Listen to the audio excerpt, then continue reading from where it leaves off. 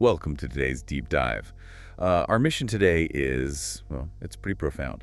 We are going to explore the quiet, unseen spiritual pressures that strain faithful homes, marriages, and, our minds. Yeah, the mental and emotional toll of this is just massive. It's something people really struggle to articulate. Right, and we're drawing our insights today directly from chapter 1 of the book, Armed with Grace, Winning the Spiritual Battles You Never Saw Coming by Devotional. Such a powerful starting point for this whole conversation. It really is. And I want to speak directly to you, the listener, right out of the gate here. If you have ever felt a heavy, unexplainable pressure in your home, or maybe a sudden, suffocating tension in your thought life. Even when you feel like you're doing everything right. Exactly. Despite doing all the right things, you need to know you are not alone. Our goal today is to unpack what the author calls the war behind the war. I love that phrase. That phrase is such a necessary anchor for this entire discussion because it fundamentally shifts how we interpret our struggles. Yeah, it changes the whole lens. It does. Because we all kind of live with this underlying, almost subconscious expectation of a spiritual transaction. Like if we follow the rules, serve in our communities, maintain our devotion. We purchase immunity from hardship. Right. We assume good inputs naturally yield a peaceful, frictionless life.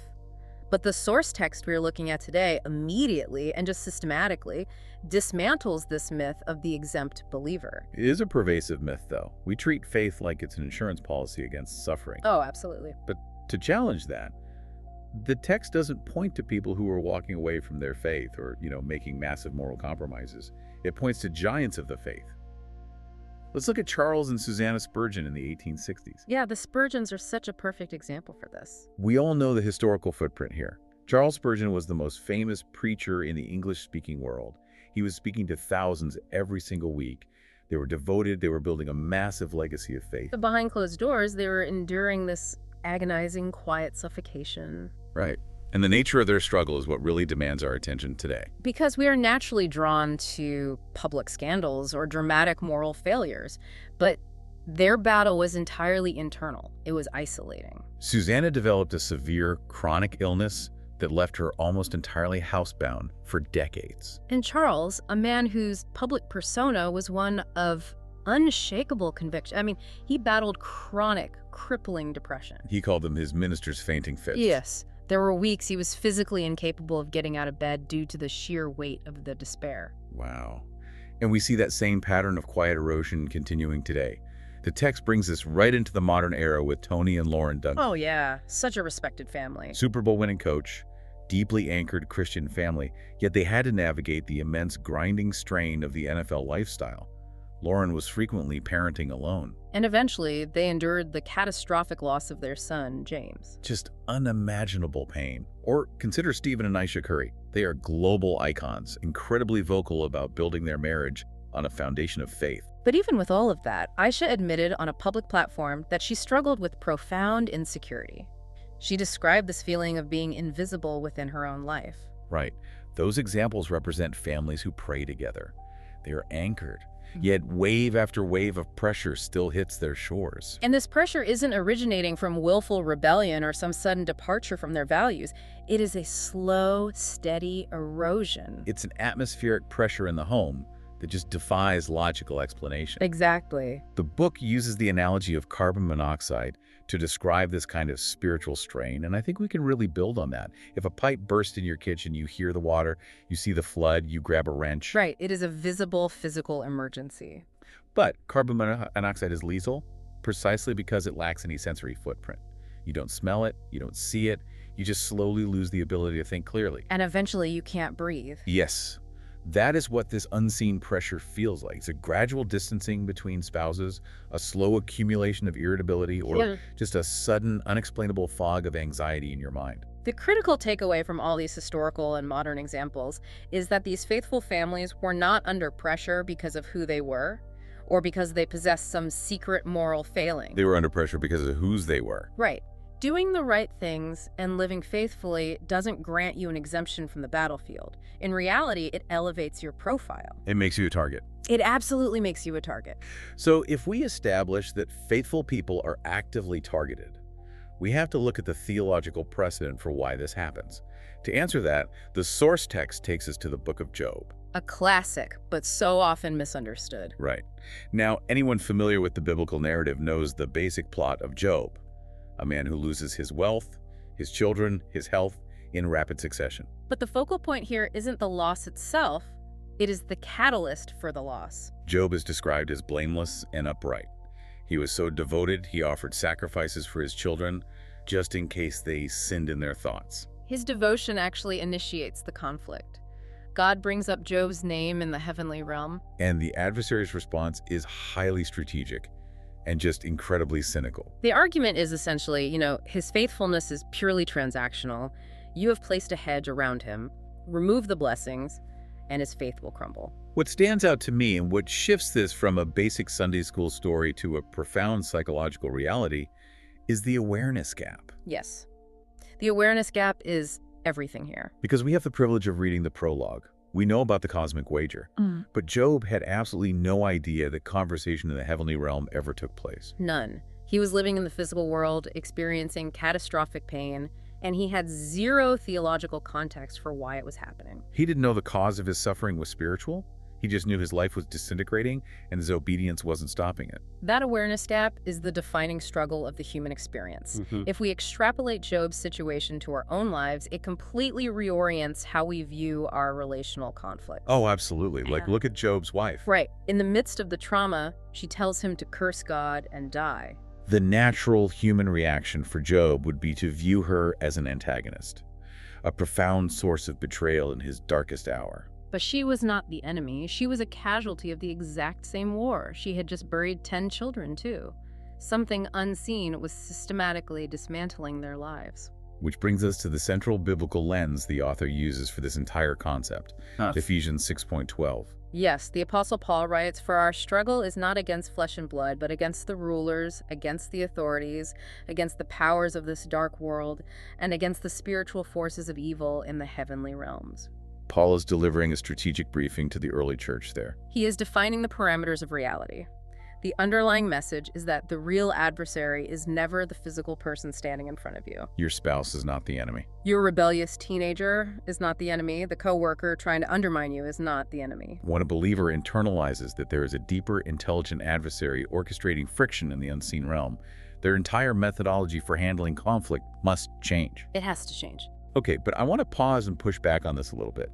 Because we need to bridge the gap between theology and psychology here. Fair enough. Let's do it. Conceptually, I understand Ephesians 6. I agree with it. But let's look at a Tuesday night at 10 p.m. The kids wouldn't go to sleep, the house is a mess, the electric bill is past due, and you and your spouse are in the middle of a screaming match. A very familiar scene for a lot of people. Right. And in that moment, your amygdala is firing. Your nervous system is flooded with adrenaline. Human biology is screaming that the person standing in the kitchen saying incredibly hurtful things is the immediate threat. Oh yeah, your body's preparing for a fight. So how do you practically override your own nervous system to remember that your spouse is not the enemy? Well, that tension right there is the crucible of spiritual maturity, because our modern culture trains us to be extreme materialists. We worship the visible. If we can measure it, photograph it, or hear it yelling in the kitchen, we validate it as the ultimate reality. Exactly. But answering your question requires us to fundamentally alter our perception of what is real versus what is merely visible. Because we tend to equate visibility with reality.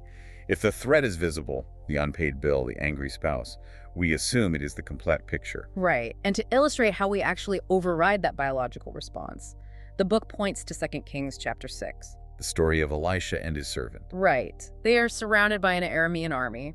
But let's bypass the basic plot and look at the cognitive disparity between the two men. Okay. The servant walks outside, sees an overwhelming, highly visible military threat, and has the exact nervous system response you described.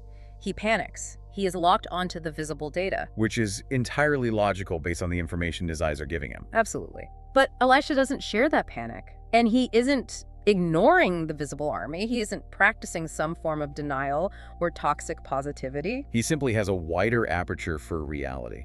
Yes. He tells the servant, "Those who are with us are more than those who are with them."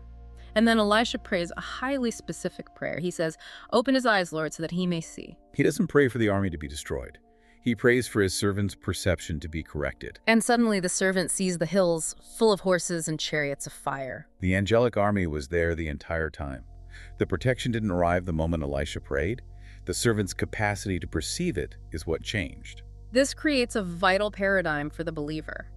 The Apostle Paul writes in 2 Corinthians 4:1 that we should fix our eyes not on what is seen, but on what is unseen, because the visible is temporary, but the unseen is eternal. So the unseen spiritual realm is objectively more real and permanent than the temporary physical stressors we obsess over. Exactly. We spend most of our lives like Elisha's servant, overwhelmed by the visible stress, entirely unaware of the unseen protection and the broader spiritual conflict. Think about how this applies to your own living room. You know those arguments that erupt out of nowhere? A minor disagreement over dinner plans, or whose turn it is to empty the dishwasher. Oh yes, the classic dishwasher fight. Suddenly, the velocity of the argument shifts.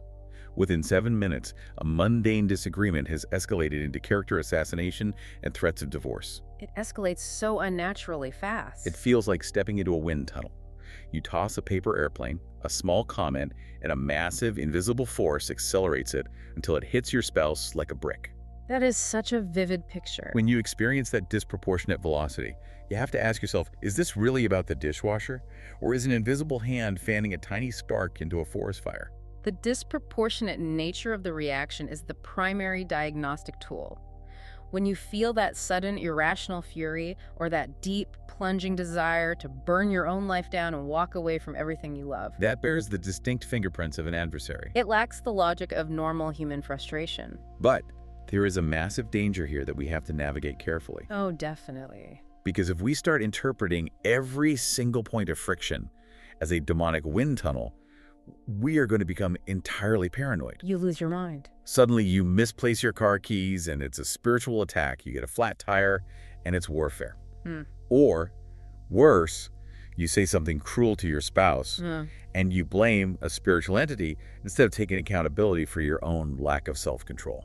That is a very real trap. And the author is careful to provide a framework to prevent readers from becoming sensationalist or fear-based. Right. Spiritual warfare is not an excuse to abandon personal responsibility or common sense. Exactly. If your car won't start, it might not be a spiritual siege. You might have just left the interior lights on overnight. Right. If you are experiencing crippling anxiety, you might be under spiritual pressure, but you also might be running on 4 hours of sleep and 6 cups of coffee. So true. So how do we parse that out? How do we hold the reality of Ephesians 6 together with the reality of biology, psychology, and personal responsibility? The book introduces a brilliant practical framework for this. We must understand that we live in a world that is simultaneously fallen and contested. Okay, let's define those terms. Yeah. Because understanding the distinction between them seems to be the key to maintaining our sanity. So a fallen world means that due to the introduction of sin, systems naturally degrade. It's the theological equivalent of entropy. Human biology fails, resulting in sickness. Financial markets fluctuate. People, even people who love each other deeply, are inherently selfish, which causes natural friction in relationships. Mistakes happen, gravity works. That is the baseline reality of a fallen world, the natural wear and tear of existing on Earth. Precisely. But a contested world means that on top of that natural degradation, there is an active, intelligent enemy who systematically exploits the fallenness. Okay, so the adversary doesn't necessarily have to cause the flat tire. Right, yes. Saying things like, "You are always failing. God doesn't care about you. This is proof that your life is falling apart." He takes a natural point of pain and amplifies it with deception, division, and despair. It's like an acoustic feedback loop. Oh, I like that. The initial sound is just a natural human error, a misinterpreted text message or a forgotten anniversary, but the contested nature of our world places a microphone next to the speaker. And loops it. Exactly. The enemy takes that natural friction and loops it until it becomes a deafening screech that threatens to blow out the windows of your marriage. The source text references a quote from C.S. Lewis in the Screwtape Letters that perfectly captures how we mishandle this. Oh, right. Lewis notes that there are two equal and opposite errors we can fall into regarding the spiritual enemy. One is to disbelieve in his existence entirely. The other is to believe and to feel an excessive, unhealthy interest in him. The materialist and the magician. Exactly. The person who attributes everything to natural psychology and the person who sees a demon hiding behind every inconvenience. And the adversary is equally pleased by both extremes, because both ideologies prevent you from engaging in the actual battle effectively. Right. If you don't believe he exists, you leave your flank exposed. But if you are obsessed with him, you are living in a state of constant fear. And fear is a counterfeit form of worship. So the practical application for a strained home isn't about picking one extreme over the other. It's about holding both realities in tension. The answer is almost always both. Yes, both. If a marriage is eroding, it requires practical, structured marriage counseling to learn better communication skills, and it requires fervent, targeted prayer to break spiritual division. If a teenager is battling severe depression, they need the support of a medical professional, and they need their parents interceding for their mind using the Word of God. Spiritual warfare demands spiritual weapons, but it is meant to pair seamlessly with practical wisdom. That integration is where true resilience is found. It allows believers to remain alert without becoming terrified.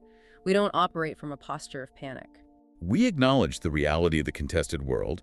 We utilize the spiritual armor described in Ephesians, but we do so standing in the absolute confidence that the ultimate victory has already been secured by Christ. Yes, the decisive blow was struck at the cross.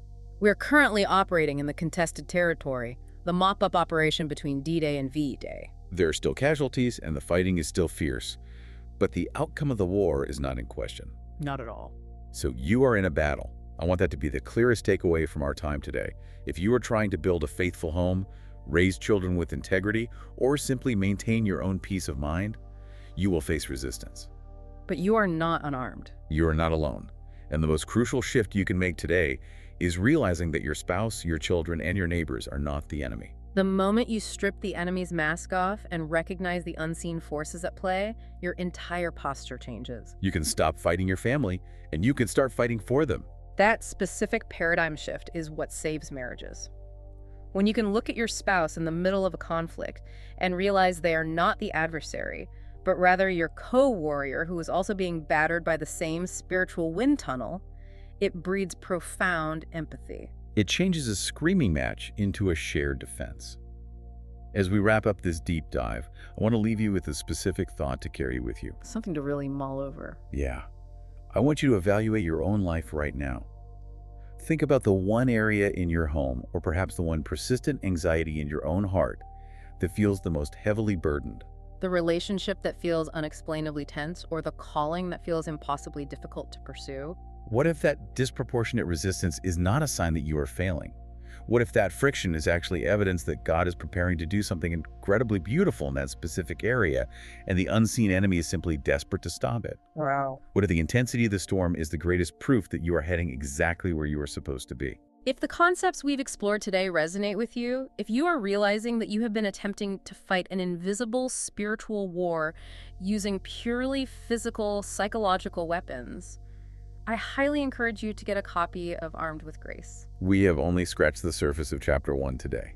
The book provides a much deeper exploration into the specific armor God provides, mechanics of how to pray effectively over your home, and a thoroughly practical, biblically grounded battle plan for protecting your mind and your family. It really is an indispensable resource for learning how to stand firm, because ultimately your home inspection might come back perfectly clean. The foundation of your family might look solid on paper. But if the atmospheric pressure inside those walls is quietly suffocating the people you love, it is time to stop arguing over the visible symptoms. It is time to address the root cause. You may be dealing with an unseen enemy, but the God who is fighting alongside you is infinitely more real, and His grace is more than sufficient for the battle. Thank you for joining us on this deep dive.